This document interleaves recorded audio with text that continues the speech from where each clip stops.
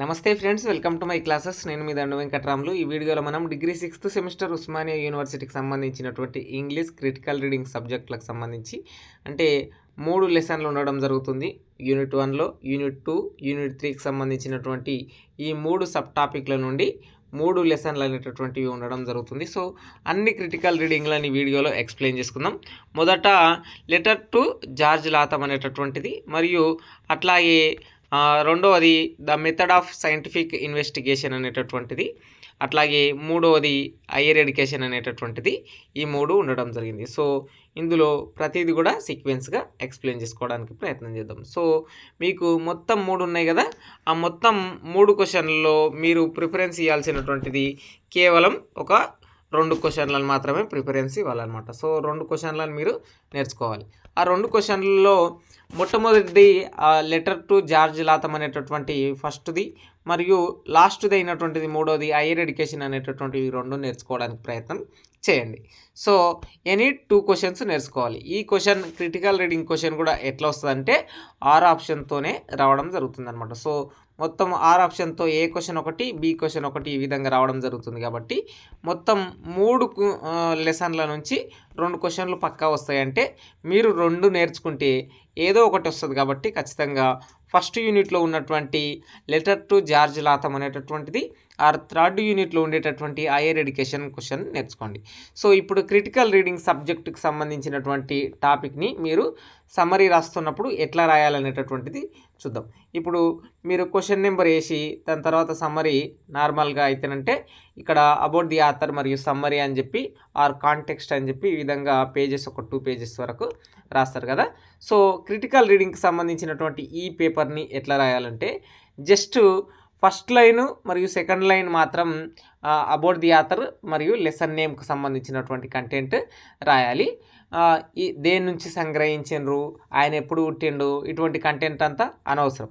కేవలం about the ఆథర్లో just Abraham లింకన్కి సంబంధించినటువంటిది the line అనేటటువంటిది లెటర్ టు జార్జ్ లాథమ్ నుంచి తీసుకున్నాం అనేటటువంటి concept which was written by Abraham Lincoln letter అని చెప్పి ఇంత సింపుల్గా జస్ట్ 2 లైన్స్ రాసిన తర్వాత ఇప్పుడు 3వ లైన్ ఆ కంటెంట్ని కొంతవరకు రాసి ఫస్ట్ ప్యాసేజ్ని కొంచెం తక్కువగా రాసి మిగిలిన ప్యాసేజ్ని పేజీ వరకు రాయాలన్నమాట. సో అట్లా 2 పేజీలని మీరు నింపాలన్నమాట. సో ఆ విధంగా రాస్తేనంటే మీకు మంచి మార్కులు అనేటటువంటివి రావడం జరుగుతుందన్నమాట. సో దీనికి సంబంధించినటువంటిది ఈచ్ ఎవ్రీ టాపిక్ మీకు కీవర్డ్స్తో ఎక్స్ప్లెయిన్ చేయడానికి ప్రయత్నం చేస్తా. మొట్టమొదటిది చూడండి, లెటర్ టు జార్జ్ లాథమ్ అనేటటువంటి ఏదైతే ఉందో దాని గురించి ఎక్స్ప్లెయిన్ చేసుకుందాం. దాని తర్వాత హైయర్ ఎడ్యుకేషన్ ఎక్స్ప్లెయిన్ చేసుకుందాం. ఆ తర్వాత the method of scientific investigation అనేటటువంటిది చూద్దాం. ఇక్కడ లెటర్ టు జార్జ్ లాథమ్ అనేటటువంటిది ఏంటంటే మీకు లెసన్ టైటిల్లోనే ఉంది, letter to George Latham. George Latham అనేటటువంటి పర్సన్కి లెటర్ రాయడం జరిగింది. ఎవరు రాసిండ్రు? అబ్రహాం లింకన్ రాసిండు. ఈ అబ్రహాం లింకన్కి జార్జ్ లాథమ్ ఏమవుతాడంటే అబ్రహాం లింకన్ వాళ్ళ కొడుకుంటాడు కదా, ఆ కొడుకు వాళ్ళ దోస్త్ అనమాట. సో అబ్రహాం లింకన్ కొడుకు ఎవరంటే రాబర్ట్ అనమాట. రాబర్ట్ యొక్క దోస్తుగాడు ఎవడంటే జార్జ్ లాథమ్ అనమాట. సో ఆయనకు సంబంధించినటువంటి కంటెంట్ ఈ పాఠ్యాంశం. సో అబౌట్ ది ఆథర్ మీకు అనవసరం. సో అబ్రహాం లింకన్ అని చెప్పి Abraham Lincoln 16th president of United states. Abraham Lincoln గురించి మీకు కొంత తెలిస్తే సరిపోతుంది. ఇంకా అబ్రహాం లింకన్కి సంబంధించినటువంటి ఇక్కడ అబౌట్ ది ఆథర్ కాదు, కింద బ్లాక్ లైన్లో ఉన్నటువంటి చూడండి, Abraham Lincoln in 1860 wrote a letter to George Latham. అంటే 1860 సంవత్సరంలో ఈ లెటర్ని అనేటటువంటిది రాయడం జరిగింది. ఎవరికి రాసిండ్రు? లింకన్ అనేటటువంటి పర్సన్ 16th ప్రెసిడెంట్ కదా అమెరికాకు, ఆ పర్సన్ వాళ్ళ కొడుకు యొక్క ఫ్రెండ్ అయినటువంటి జార్జ్ లాథమ్కి రాయడం జరిగిందనమాట. సో దేనికోసం అంటే హార్వర్డ్ విశ్వవిద్యాలయంలో ఎవరైతే జార్జ్ లాథమ్ అప్లై చేసుకుంటే సీట్ రాదనమాట. సో అతను డిసప్పాయింట్మెంట్లో ఉంటాడనమాట. సో అతన్ని ఎంకరేజ్ చేసే విధంగా కొంచెం రెస్పెక్టబుల్ పర్సన్గా ఉన్నటువంటి పర్సన్ ఎవరైతే ఉన్నారో అబ్రహాం లింకన్ గారు రాయడం జరిగిందనమాట. అబ్రహాం లింకన్ ఆ టైం పీరియడ్లో సివిల్ వార్ అదంతా జరుగుతుంది కదా.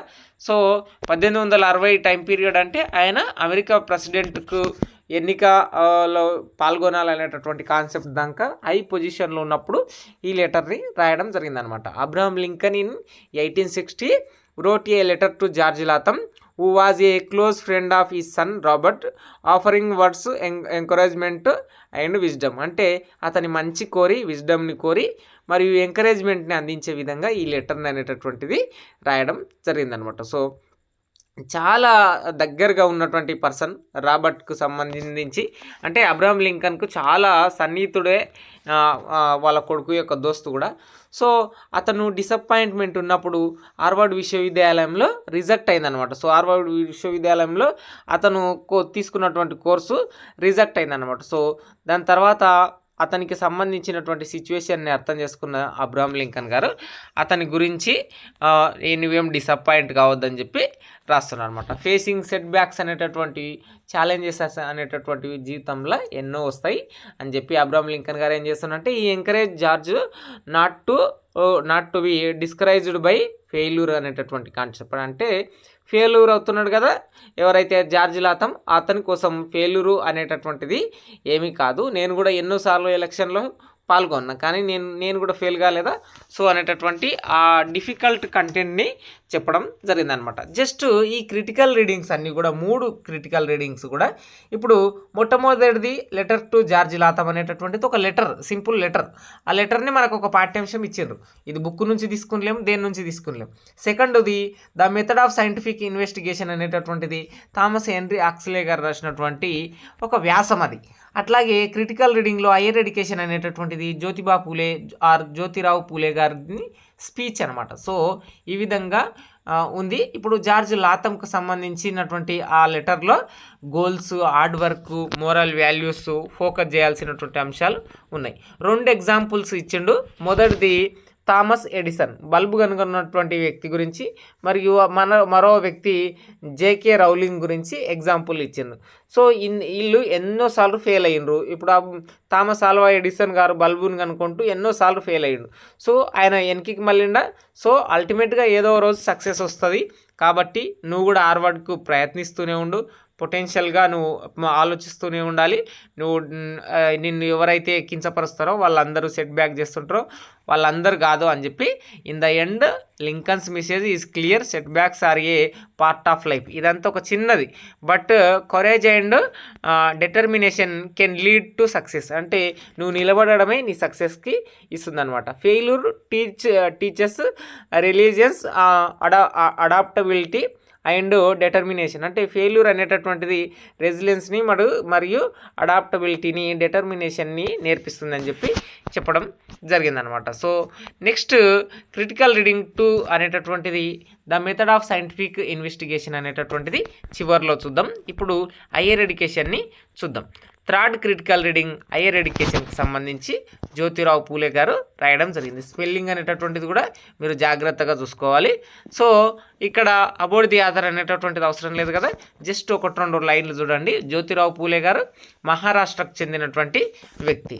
సో ఇది మీకు సమ్మరీలో ఇంపార్టెంట్. మరియు social reformer, business man, anti caste social reformer అని చెప్పి చెప్పుకోవచ్చు. సో చాలామంది ఈయనని జ్యోతిరావు పూలే కంటే జ్యోతిబా పూలే అని చెప్పి పిలవడం జరిగింది.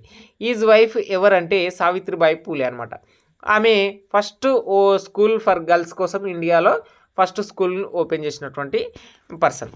వీళ్ళు సత్యశోధక సమాజాన్ని ఏర్పాటు చేసి సమాజంలో లోయర్ క్యాస్ట్గా ఉన్నటువంటి క్యాస్ట్ డిస్క్రిమినేషన్ ఎదుర్కొంటున్నటువంటి పీపుల్స్ యొక్క హక్కుల కోసం పోరాటం చేసినటువంటి వ్యక్తులు సావిత్రిబాయి పూలే మరియు జ్యోతిబా పూలే అని చెప్పి చెప్పుకోవచ్చు అనమాట. సో మీరు ఎడ్యుకేషన్ టాపిక్కి సంబంధించినటువంటిది జ్యోతిబా పూలేకి సంబంధించి మీకు ఏది తెలిసినా సరే మీ సొంత మాటల్లో క్రిటికల్ అనాలైసిస్ చేస్తూ రాయగలగాలి. The passage highlights concern about the government focus on their education while neglecting the education of the common people in India. అంటే సాధారణ ప్రజల ఎడ్యుకేషన్ మరియు గవర్నమెంట్ బాధ్యత అనేటటువంటి అంశాల మీద ఈ వ్యాసం అనేటటువంటి ఈ స్పీచ్ అనేటటువంటిది మాట్లాడడం జరుగుతుందన్నమాట. ఇక్కడ హయ్యర్ ఎడ్యుకేషన్ అనేటటువంటిది benefited the upper and wealthy classes. అంటే ఉన్నత వర్గంలో ఉన్నటువంటి వాళ్ళు మరియు డబ్బు ఉన్నటువంటి వాళ్ళు వాళ్ళు బ్రాహ్మణ్ లాంటి వాళ్ళ కోసము అందుతుంది, ఎస్పెషల్లీ బ్రాహ్మణ్ లాంటి వాళ్ళకు అందుతుంది అనమాట. సో ఇక్కడ the middle and lower class have not gained much from those efforts, అంటే వాళ్ళ కోసం ఖచ్చితమైనటువంటి వసతులు లేవు. The writer highlights that withdrawing government support from higher education would harm the overall spread of education and faced student depend on the insufficient and based private schools, అంటే private schools మీద ఆధారపడే స్తోమత లోయర్ మరియు middle class పీపుల్కి లేదు. కాబట్టి మంచి విద్య అనేటటువంటిది గవర్నమెంట్ అందించడం లేదు. ఇదంతా చూడండి 18వ శతాబ్దానికి సంబంధించినటువంటిది, ఇదంతా 1900 కంటే ముందు అప్పుడున్నటువంటి. ఇప్పుడంటే ఎన్సీఎఫ్లు అంటే జ్యోతిబా పూలే, సావిత్రిబాయి పూలే వంటి సోషల్ రిఫార్మర్స్ వల్లనే ఎన్సీఎఫ్, ఎన్ఈఈపీలు వంటివి రావడం జరిగింది. అంటే 1969, 1986 మరియు 2020 సంవత్సరంలో నేషనల్ ఎడ్యుకేషన్ పాలసీస్ అనేటటువంటివి రావడం జరిగిందనమాట. మొత్తం ఇందులో ఎడ్యుకేషన్ కంట్రిబ్యూషన్కి సంబంధించి ఉన్నత విద్య, ఇక్కడ హయ్యర్ ఎడ్యుకేషన్ అంటే ఉన్నత విద్య, స్నాతకోత్తర విద్య, కాలేజ్, డిగ్రీ వరకు అందించాల్సినటువంటి దాని గురించి మాట్లాడడం జరిగింది. అందులో ఎస్పెషల్లీ క్యాస్ట్ డిస్క్రిమినేషన్ గురించి, జస్టిస్ గురించి మాట్లాడడం జరిగింది. Namely the Mahars and monks, అంటే తెలంగాణలో మరియు ఏపీలో అయితే ఎస్సీ ఎస్టీలలో కమ్యూనిటీస్ ఉంటాయి కదా, మాదిగా విధంగా మహారాష్ట్రకు సంబంధించినటువంటి జ్యోతిబా పూలే అక్కడ మార్స్ మరియు మాంగ్స్ అనేటటువంటి పీపుల్స్ ఉండడం జరిగిందనమాట. సో లేడీస్ కోసం స్కూల్ని పెట్టడం జరిగింది 1851లో. ఇట్లా ఎడ్యుకేషన్కి సంబంధించినటువంటి రైట్స్ గురించి మాట్లాడడం జరిగిందనమాట. Savitribai Phule Jyotiba's wife backed is efforts to guarantee women and girls the right to an education. So ఈ వర్డ్ని ఖచ్చితంగా మెన్షన్ చేయండి, రైట్ టు యాన్ ఎడ్యుకేషన్ అనేటటువంటిది మెన్షన్ చేయండి అనమాట. సో సావిత్రిబాయి పూలే యొక్క భర్త ఎవరంటే జ్యోతిబా పూలే. ఎడ్యుకేషన్ సిస్టమ్కి సంబంధించి వీళ్ళిద్దరూ చాలా కృషి చేసిండ్రు. మహిళల సాధికారత కోసం, క్యాస్ట్ డిస్క్రిమినేషన్ లేకుండా జెండర్ ఈక్వాలిటీని, సోషల్ ఈక్వాలిటీని తీసుకువచ్చే విధంగా వీళ్ళు ఎడ్యుకేషన్ కృషి చేసిండ్రు. Education according to the passage require a strong partnership between the government and private agencies to ensure stability and equality, అంటే స్థిరత్వము మరియు సమానత్వం తీసుకొచ్చే విధంగా గవర్నమెంట్ మరియు ప్రైవేటు ఏజెన్సీస్ అనేటటువంటివి పాటుపడాలి. సమాజంలో ఏం చెప్తుండ్రు, స్టెబిలిటీ ఉండాలి మరియు ఈక్వాలిటీ ఉండాలి అనేటటువంటి కాన్సెప్ట్ని జ్యోతిబా పూలే గారు చెప్పడం జరుగుతుంది. The vision of natural, inclusive and inspired education system would be comprised limiting the nation overall progress and development, అంటే నేషన్ యొక్క ప్రోగ్రెస్ అనేటటువంటిది ఎడ్యుకేషన్లోనే ఉంది అని చెప్పి చెప్పడం జరిగిందనమాట. Education in India is still in its early stages, అంటే ఇది ప్రాథమిక దశలో, మొక్క దశలోనే ఉంది. And both primary and higher education need to government continued care and attention, అంటే ఒక స్థిరత్వము, అటెన్షన్ అనేటటువంటిది బాధ్యతాయుతంగా మరియు కేర్ మరియు సమన్వయింపు అనేటటువంటిది గవర్నమెంట్ తీసుకోవాలనేటటువంటిది చెప్పడం జరిగింది. దీని ద్వారానే ఈ జ్యోతిబా పూలే యొక్క కృషి వల్లనే 1880 చివరి సంవత్సరంలో, అంటే 80, 81, 82 టైం పీరియడ్లో ఎడ్యుకేషన్ కమిషన్స్ అనేటటువంటి అప్పటి బ్రిటిష్ గవర్నమెంట్లో రావడం జరిగింది. ఇక రెండో క్రిటికల్ రీడింగ్, అంటే ఫైనల్గా నేను సిరీస్లో మూడో దానిలాగా చెప్తున్నా. రెండో క్రిటికల్ రీడ్ అయినటువంటి the method of scientific investigation అనేటటువంటిది థామస్ హెన్రీ హక్స్లే గారు దీన్ని రాయడం జరిగిందనమాట. వారికి సంబంధించినటువంటి వ్యాసం చూడండి. ఒక సింగిల్ వర్డ్ ఏంటంటే థామస్ హెన్రీ హక్స్లే అనేటటువంటి ఒక బయాలజిస్ట్, ఈయన శాస్త్రవేత్త. సో డార్విన్ సిద్ధాంతాల యొక్క సపోర్టర్ అనమాట. డార్విన్ ఎవల్యూషన్ థీరీస్ అనేటటువంటివి ఉంటాయి కదా, వాటన్నిటిని సపోర్ట్ చేసినటువంటి వ్యక్తి. ఇక్కడ ఈయన రాసినటువంటి ఇది దేని గురించి ఉందంటే సమాజంలో ఉండేటటువంటి హ్యూమన్ మైండ్ గురించి, హ్యూమన్ చేసేటటువంటి వర్క్స్ ఉంటాయి చూడండి, నార్మల్ నిజ జీవితంలో ఫుడ్ తినడం, ఫుడ్ తయారు చేయడం, మరియు ఎక్కడికైనా ట్రావెల్ చేయడం, ఏదైనా పని చేయడం, ఏదైనా సంకల్పించడం అనే అన్ని అంశాలలో మెథడ్ ఆఫ్ సైంటిఫిక్ ఇన్వెస్టిగేషన్ అనేటటువంటిది అవసరం. తార్కికబద్ధంగా ఆలోచించాలి. ఇప్పుడు మనం ఒక రోడ్డు మీద వెళ్తుంటే పిల్లి అడ్డం వస్తున్నట్టు మనం వెళ్ళొద్దని చెప్పి మనం అనుకుంటాం చూడండి, అట్లా లేకుండా మూఢనమ్మకాలు అవన్నీ లేకుండా ఒక సరైన సక్రమమైనటువంటి దారిలో సైంటిఫిక్గా వెళ్ళాలి.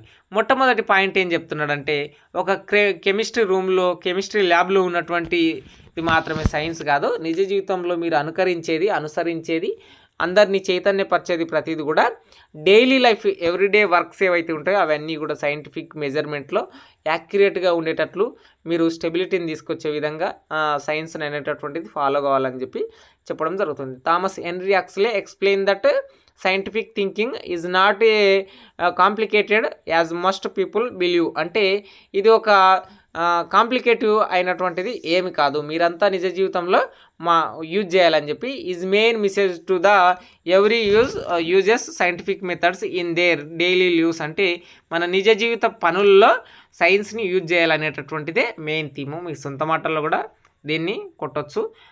మెజర్మెంట్స్ సైంటిఫిక్ అనే అంశాలు రావాలి అని చెప్తుండు. He point out that when people are terms like induction and deduction, అంటే ప్రతిదానికి చేయగలము ఆర్ చేయలేము ఆగమన నిగమన పద్ధతులు ఏవైతే ఉంటాయో ఇండక్షన్ మరియు డిడక్షన్ పద్ధతులను ఉపయోగించాలి. ప్రతిదానికి హైపోథిసిస్గా మనం ఆలోచించాలి. అంటే పరికల్పన హైపోథిసిస్ అంటే ఏంటంటే ఇక్కడ పరికల్పన, ఊహ. మనం ఏదైనా ఒక పనిని ఒక క్రమ పద్ధతిలో చేయడానికి హైపోథిసిస్ తీసుకుంటాం, దాన్ని ఊహ పరికల్పన అంటాం. మీకు తెలుగులో ప్రాజెక్టు అనేటటువంటి లెసన్లో దీన్ని చదువుతారు. సో ఇక్కడ ప్రతిదానికి difference between science and ordinary people think ఏదైతే ఉంటుందో, రైలు ప్రయాణం గురించో ఏదో ఒక ప్రయాణం గురించో అవన్నీ మనము అనాలోచిత నిర్ణయాలు తీసుకోవడం, పొలానికి వెళ్ళేటప్పుడు ఒక అనాలోచిత నిర్ణయాలు తీసుకోవడం, ఇవన్నిటిలో సైన్స్ని ఫాలో అవ్వాలని చెప్పి capacity for scientific thinking and uses those method in there everyday leaves. అంటే సైన్స్ని ఎవ్రీడే లైఫ్లో వాడుతున్నటువంటి వాళ్ళు, జీవిస్తున్నటువంటి వాళ్ళకు చాలా ఎక్కువ తెలుస్తుంది, మంచిగా బతుకుతారని చెప్పడం జరిగిందనమాట. సో ఇక్కడ మళ్ళీ ఒకసారి చెప్తున్నా చూడండి, degree 6th semester all critical readings అనేటటువంటిది మొట్టమొదటిది critical reading letter to George Latham, Abraham Lincoln గారు వాళ్ళ కొడుకు ఫ్రెండ్కు రాసిండు. అట్లాగే థామస్ హెన్రీ హక్స్లే గారు రాసినటువంటి the methods of scientific investigation అనేటటువంటిది నిజ జీవితంలో సైన్స్ యొక్క ఉపయోగం గురించి చెప్పడం జరిగింది. మీ సొంత మాటల్లో రాయొచ్చు దీన్ని. అట్లాగే హైయర్ ఎడ్యుకేషన్కి సంబంధించి జ్యోతిరావు పూలే గారు, వారి భార్య సావిత్రిబాయి పూలే, వీళ్ళు సత్యశోధక సమాజాన్ని స్థాపించారు. గర్ల్స్ కోసం మహిళా స్కూల్స్ని స్థాపించారు 1851లో. వీరు హైయర్ ఎడ్యుకేషన్లో గవర్నమెంట్ సపోర్ట్ అనేటటువంటిది ఉండాలి, మరియు ప్రైవేటు మరియు గవర్నమెంట్ రెండు ఏజెన్సీస్ అనేటటువంటివి సమాజంలో స్టెబిలిటీ మరియు ఈక్వాలిటీని తీసుకురావాలి. జెండర్ ఈక్వాలిటీ, సోషల్ ఈక్వాలిటీని తీసుకొచ్చే విధంగా హైయర్ ఎడ్యుకేషన్, ఉన్నత విద్య అనేటటువంటిది ఒక ప్రాథమిక స్టేజ్లోనే ఉంది. ఇది ఇంకా పెద్దగా మారి కొమ్మలుగా విస్తరించేటట్లు, ఒక చెట్టులాగా విస్తరించేటట్లు పెద్దగా హైయర్ ఎడ్యుకేషన్ అనేటటువంటిది ప్రతి క్లాసు, అంటే వెల్తీ ఫ్యామిలీస్ ఎవరైతే అప్పర్ క్లాసెస్ ఉంటారో వాళ్ళకి మాత్రమే కాకుండా మాంగ్స్ ప్రతి పీపుల్కు సంబంధించినటువంటి అందరికీ కూడా ఎడ్యుకేషన్ అనేటటువంటిది అందాలని చెప్పడం జరిగిందనమాట. ఇది ఆల్ క్రిటికల్ రీడింగ్కి సంబంధించినటువంటి degree 6th semester lessons. I hope మీ అందరికీ ఖచ్చితంగా అర్థమయ్యే ఉంటుంది. వీటన్నిటికి సంబంధించి ఇప్పుడు నేను చూపిస్తూ ఎక్స్ప్లెయిన్ చేస్తున్న ఫార్మాట్లో ఉన్న పీడిఎఫ్లు కావాలంటే టీచర్ బడి అనేటటువంటి యాప్ ప్లే స్టోర్లో ఉంటుంది, డౌన్లోడ్ చేసుకోండి. మీకు నార్మల్గా పీడిఎఫ్లు, లెసన్ల ఎక్స్ప్లెనేషన్లో వీడియోలు కావాలంటే టెలిగ్రామ్ ఛానల్లో ఉంటాయి, అవన్నీ అక్కడ ఫ్రీగానే ఉంటాయి, తీసుకొని చదువుకోవడానికి ప్రయత్నం చేయండి. సైనింగ్ అవుట్, నేను మీ దండు Venkataramulu. Please do subscribe my channel.